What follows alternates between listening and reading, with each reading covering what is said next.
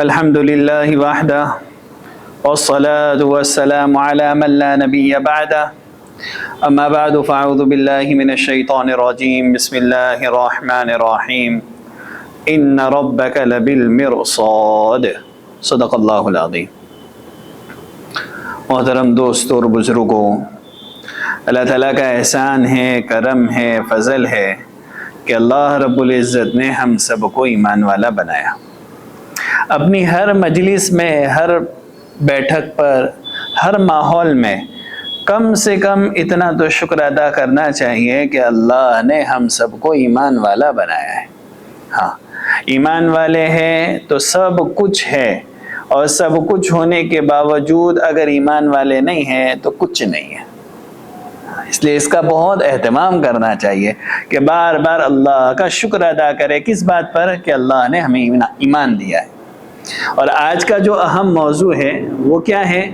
وہ یہ ہے کہ انسان جو ہے ہمیشہ اس استحضار میں رہے، اس دھیان کے ساتھ زندگی گزارے کہ اللہ اسے دیکھ رہے ہیں، اللہ اسے دیکھ رہے ہیں۔ اسے کہتے ہیں مراقبہ۔ کیا کہتے ہیں اسے؟ مراقبہ۔ مراقبہ کا کیا مطلب ہے؟ کہ آپ کی زندگی چاہے جس حال میں بھی ہو، آپ جس کنڈیشن میں ہو، آپ کو اس بات کا احساس ہونا چاہیے کہ اللہ رب العزت آپ کو دیکھ رہے ہیں۔ آپ کے ہر اٹھنے والے قدم جو ہے اللہ کے علم میں ہے، اور اللہ رب العزت نے اس کو قرآن کریم میں بہت صاف شفاف الفاظ میں بیان کر دی ہے۔ جیسے قرآن کریم میں ایک جگہ کہا ما یلفظ من قول الا لدیہ رقیب عتید، کہ آپ کی زبان سے جو بھی الفاظ نکل رہے ہیں یہ سب جمع ہو رہے ہیں۔ کل قیامت کے دن اس کو جو ہے اللہ رب العزت دکھلائیں گے کہ آپ کی زبان سے ہونے والے کیا کیا الفاظ تھے، آپ نے کس کو کیا کہا، کس کو کیا نہیں کہا، یہ ساری چیزیں۔ اسی طرح دوسری جگہ اللہ رب العزت کہہ رہے وَهُوَ مَعَكُمْ أَيْنَمَا كُنْتُمْ، جہاں کہیں بھی ہو اللہ آپ کے ساتھ ہے۔ ہاں، تو جس بندے کے ذہن میں یہ استحضار بیٹھ جاتا ہے نا کہ اللہ مجھے دیکھ رہے ہیں، اللہ ہمارے ساتھ ہے، اس کا سب سے بڑا فائدہ یہ ہوتا ہے کہ وہ اللہ کی نافرمانی سے بچتا ہے۔ وہ اللہ کی نافرمانی سے بچتا ہے۔ ظاہر سی بات ہے کہ اگر آپ کسی سے کہیں کہ سامنے سی آئی ڈی والے کھڑے، پولیس والے کھڑے، جان بوجھ کر کوئی سگنل توڑے گا؟ نہیں توڑے گا۔ کیوں؟ اس کو پتا ہے کہ اگر میں یہاں سے توڑ دیا تو سامنے پکڑا جاؤں گا، تو اس کی طاقت کا، اس کے عہدے کا، چالان کا، سب کا اس کو ڈر ہے۔ ہاں، کیوں؟ اس لیے کہ کیمرہ دیکھ رہا ہے، وہ انسان دیکھ رہا ہے، تو وہ سمجھ رہا ہے کہ بھائی میں انڈر کیمرہ ہوں، مجھے دیکھا جا رہا ہے، تو اگر میں توڑ دوں گا تو چالان لگے گا، پیسہ بھرنا پڑے گا۔ ویسے ہی انسان جب یہ بھول جاتا ہے کہ مجھے اللہ دیکھ رہے ہیں، تب جا کے وہ غفلت کی زندگی میں آتا ہے۔ ہاں، پھر وہ غفلت والی زندگی گزارتا ہے۔ کیسی غفلت والی زندگی؟ کیسی کہ وہ ایسی زندگی کہ جس میں اللہ کا تصور ہی نہیں ہے۔ تو جب اللہ کا تصور نہیں ہے تو کون سا تصور ہے؟ کا من مانی والا تصور ہے۔ تو زندگی ویسی گزار رہا ہے، پھر وہ کون سی والی؟ من مانی والی۔ اپنے حساب سے جینا ہے، اور اپنا حساب کتاب کوئی ہوتا نہیں ہے۔ ہاں، سانس بھی اللہ کی دی ہوئی، عقل بھی اللہ کی دی ہوئی، پورے بدن کے اعضاء صحیح سلامت دیے ہوئے اللہ کے۔ تو یہ اپنے حساب سے چلنے کے لیے نہیں بنائے گئے ہیں، یہ ڈیزائن ہی اس لیے کیے گئے ہیں تاکہ اس کو دوسرے کے حساب کتاب سے چلنا ہے۔ یہ اگر اللہ کے حساب کتاب سے اور اللہ کے احکام کے مطابق نہیں چلیں گے تو یہ کس کے حساب کتاب سے چلیں گے؟ کہ یہ شیطان کے اور نفس کے حساب کتاب سے چلیں گے۔ اس لیے سب سے پہلے اپنے آپ کو بار بار یہ تصور کرانا کہ ہم اللہ کی نگرانی میں ہیں، ہمیں اللہ دیکھ رہے ہیں۔ ہاں، اور اللہ کے نبی صلی اللہ علیہ وسلم نے بہترین تعلیم، ایک مرتبہ جو ہے جبرائیل علیہ السلام تشریف لائے، آتے تھے، تو آنے کے بعد جو ہے ان کے پورے حالات بیان کیے کہ جبرائیل علیہ السلام کیسے تشریف لائے۔ حضرت عمر رضی اللہ تعالیٰ عنہ کا پورا ایک وہ ہے، اس کو کہتے ہیں حدیث جبرائیل۔ خیر بہت تفصیل ہے اس کے اندر، لیکن اس کے اندر جو مین پوائنٹ جو آپ کو سمجھانا ہے اور بتلانا ہے وہ یہ ہے کہ جبرائیل علیہ السلام نے آ کر بہت ساری چیزیں اللہ کے نبی صلی اللہ علیہ وسلم سے پوچھیں، پھر حضور نے جواب دیے، پھر جبرائیل علیہ السلام نے کہا کہ آپ نے سچ کہا.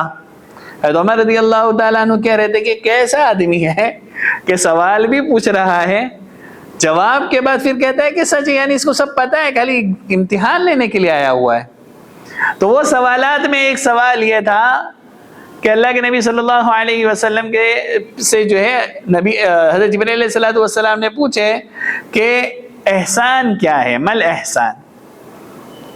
یہ سمجھنے والی بات ہے کہ ہماری زندگی کے ہر عمل میں احسان ہونا چاہیے، ورنہ اس کے علاوہ عمل کہا عمل کسی کے بھی نام ہو جاتا ہے. پھر تو احسان کیا ہے، مل احسان. ایک تو احسان وہ ہے جو ہم کو پتہ ہے نا، کسی کے اوپر احسان کر دو پھر اس کو جم کے سناؤ کہ میں نے تیرے پر یہ احسان کیا تھا، میں نے تیرے یہ ٹائم پہ کام آیا تھا، میں ایسا کرتا تھا، میں ویسا کرتا تھا، میں نے تیرے لیے ایسا کیا. اور ایک وہ حدیث والا احسان، مل احسان ان تعبد اللہ کأنک تراہ، کہ آپ کو اللہ کی عبادت ایسی کرنی ہے جیسے کہ آپ اللہ کو دیکھ رہے ہو. یہ ہر کسی کو بہت جلد حاصل نہیں ہوتا. کیسے؟ کہ یہ کہ آپ عبادت اس طرح سے کرو کہ اللہ کے احکامات، اللہ کی باتیں، اللہ کے وہ ساری چیزیں آپ کے سامنے ہو، جنت بھی دکھ رہی ہے، جہنم بھی دکھ رہی ہے، سارا منظر آپ کے سامنے. ہاں، ان تعبد اللہ کأنک تراہ، آپ اس طرح سے عبادت کریں. اچھا، علماء نے لکھا ہے کہ اس سے خالی عبادت نہیں ہے، عبادت زندگی کا سب سے اہم پہلو ہے. لہذا پوری زندگی ایسی گزارنی ہے جیسے کہ آپ اللہ کو دیکھ کر جی رہے ہیں. ہاں، آپ اللہ کو دیکھ کر جی رہے ہیں. اور اگر یہ بات نہیں ہے تو دوسری بات کون سی ہے کہ یہ درجہ حاصل نہیں ہے، تو کون سا درجہ حاصل ہونا چاہیے؟ فَإِن لَمْ تَكُنْ تَرَىٰ فَإِنَّهُ يَرَىٰ، کہ اگر وہ چیز حاصل نہیں ہو رہی ہے تو کم سے کم درجے میں یہ چیز تو حاصل ہونی ہی چاہیے کہ اللہ آپ کو دیکھ رہے ہیں، اللہ آپ کو دیکھ رہے ہیں. تو یہ صفت کا اپنی زندگی میں آنا، اللہ کے نبی صلی اللہ علیہ وسلم کے کئی فرامین سے یہ بات پتہ چلتی ہے کہ انسان کی زندگی کے گزرنے کا بہت، اعمال والی زندگی جو ہے اس کے گزرنے کا بہت آسان طریقہ یہ ہے کہ وہ اپنے آپ میں یہ صفت ڈیولپ کرے ہوئے، اپنے اندر اس بات کا یقین پیدا کرے کہ جو کچھ کر رہا ہوں یا جو کچھ میرے سے ہو رہا ہے یہ ساری چیزیں جو ہے اللہ رب العزت کی نگاہوں میں ہے. ہاں، اسے کہتے ہیں مراقبے کے ساتھ زندگی کا گزارنا، اس تصور کے ساتھ کہ نا میری ہر چیز اللہ کی نگرانی میں چل رہی ہے. ایک عجیب واقعہ ہے بنی اسرائیل کا. 3 لوگ تھے، تینوں عجیب بیماریوں میں مبتلا تھے. ان میں سے جو ہے ایک جو ہے وہ اندھا تھا، ایک وہ جس کے اوپر وائٹ ڈاٹ آتے ہیں نا، کوڑ کی بیماری جسے کہتے ہیں، ایک وہ تھا، اور ایک جو ہے وہ گنجا تھا. اب دیکھو اللہ رب العزت کئی مرتبہ ہے نا نعمتیں دیکھ کر آزماتے اور کئی مرتبہ نعمتیں چھین کر حالات ڈال کے آزماتے. اب ان لوگ حالات میں چل ہی رہے تھے، تینوں نعمتیں نہیں تھی، تو ایک فرشتے کو اللہ رب العزت نے ان کے حالات تبدیل کر کے نعمتوں والے حالات دینے کے لیے فیصلے کیا.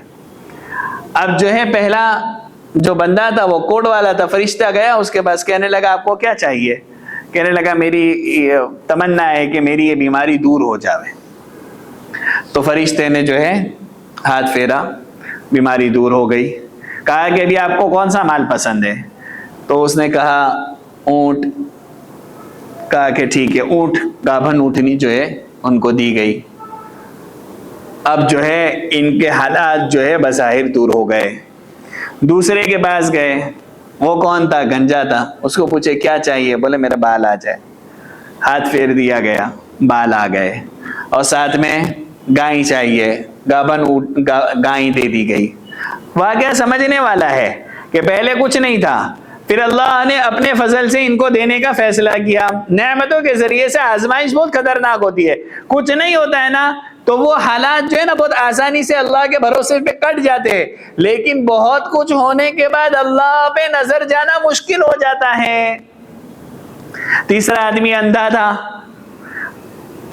کیا پرابلم ہے؟ کہا میری آنکھیں آ جائے، میرے کو بینائی مل جائے. کہا ٹھیک ہے. مال کون سا چاہیے؟ بکریاں. کہا گابھن بکریاں ملی. ٹھیک ہے، ایک لمبی مدت چلی گئی، لوگوں اس کے جو ہے بچے پیدا ہوتے رہے اور بہت بڑا کاروبار ہو گیا اور سب کچھ ہو گیا۔ اب اللہ رب العزت نے آزمائش ہے نا، تو پھر سے فرشتے کو بھیجے، کہا کہ جاؤ کیا ہے؟ تو سب سے پہلے وہی کوڑ والے کے پاس، کہنے لگے کہ دیکھو میں راستے کا مسافر ہوں اور میرے ساتھ ایسا ہوا ہے، لہذا میرے کو کچھ آپ اونٹ دے دو تاکہ میں اپنی منزل مقصود پر پہنچ جاؤں۔ وہ کہنے لگا نہیں، میرے پاس تو اتنا مال نہیں ہے، میرے پاس تو لوگوں کے بہت حق ہے، ایسا ہے ویسا ہے۔ تو اس نے کہا کہ اگر آپ جھوٹ بول رہے ہو تو اللہ آپ کو واپس پہلی حالت میں پہنچا دے ہوئے جس میں آپ تھے۔ دوسرے کے ساتھ بھی ایسا ہی ہوا، جو گنجا تھا اس کو بھی فرشتے نے کہا کہ ایسا ایسا ہے، تو اس نے بھی عذر کیا کہ نہیں میرے پاس اتنا تو ہے نہیں، یہ سب نہیں ہے، دینے کے لیے آپ کو کچھ نہیں ہے۔ تو فرشتے نے یہی بد دعا دیا، جیسے آپ تھے اگر آپ جھوٹ بول رہے تو واپس ویسے ہو جائے۔ بکری والے کے پاس آیا نا فرشتہ، تو بکری والے کو کہا کہ ایسا ایسا ہے، تو کہا کہ بھائی یہ ہے، ان میں سے جو چاہیے آپ لے لو۔ اللہ رب العزت نے مجھے بہت دیا ہے، ایک وقت میرا بھی ایسا تھا، حالات میں بھی تھا، آج میرے پاس ساری چیزیں فراوانی کے ساتھ ہے، آپ اس کے اندر سے جو لینا چاہو لے لو۔ تو حقیقت یہ ہے کہ یہی مراقبہ ہے کہ جس کو اپنی زندگی کا استحضار ہے کہ میرے ساتھ بھی گزر چکا ہے، میرے کو اللہ رب العزت نے یہ نعمتیں دی ہے، میری اپنی ذاتی چیزوں کے اندر کوئی چیز نہیں ہے، میرے کو اللہ نے دی ہے یہ سب۔ ہاں، نعمتوں کے بعد انسان اللہ کو بھول جاتا ہے۔ تو وہ دو تھے جو پہلے، ان لوگ واپس وہی حالات میں چلے گئے جن حالات سے اللہ نے ان کو نکالے تھے، اور یہ شکر گزاری اور اپنی زندگی کو اللہ کی نگرانی میں سمجھتے ہوئے جب اس نے یہ کہا کہ لے جاؤ، یہ تو اللہ کا دیا ہوا ہے، تو یہ اللہ کا دیا ہوا ہونا، یہ استحضار جو تھا، اس نے ان کی حفاظت کیا۔ فرشتے نے کہا کہ بس ہم تو نعمت کی آزمائش کے لیے آئے تھے، آپ اس امتحان میں کامیاب ہو گئے۔ اس لیے جو ہے ہمیں اپنی زندگی کے اندر اس بات کا بہت اہتمام کرنا چاہیے کہ ہم روزانہ صبح میں اٹھ کر کم سے کم 5 منٹ یہ غور کریں کہ آج کا پورا دن کا کام جو ہے وہ مجھے اللہ کے استحضار کے ساتھ گزارنا ہے۔ جب ہم روزانہ اپنے پر یہ وقت دینا شروع کریں گے، آپ یقین مانیں کہ آہستہ آہستہ جو ہے یہ ساری غفلت والی زندگی ختم ہو کر اعمال والی زندگی کی اللہ توفیق دیں گے۔ اس لیے ہمیشہ اپنے آپ کو اس بات کا عادی بنانا، اس کی عادت ڈالنا کہ ہر کام سے پہلے ہمیں استحضار ہو کہ ہم یہ کام کس لیے کر رہے ہیں، اللہ نہ کرے غلط کام ہوگا تو اللہ رب العزت ہمیں دیکھ رہے۔ جب یہ ساری چیزیں ہوں گی تو انسان آہستہ آہستہ غفلت والی زندگی سے نکل کر اعمال والی زندگی میں آئے گا، جو اس کی زندگی کا اصل مقصود ہے۔ اللہ رب العزت جو ہے ہم سب کو اپنے ایمان اور اعمال والی زندگی گزارنے کی توفیق عطا فرمائے۔ وآخر دعوانا الحمد للہ رب العالمین۔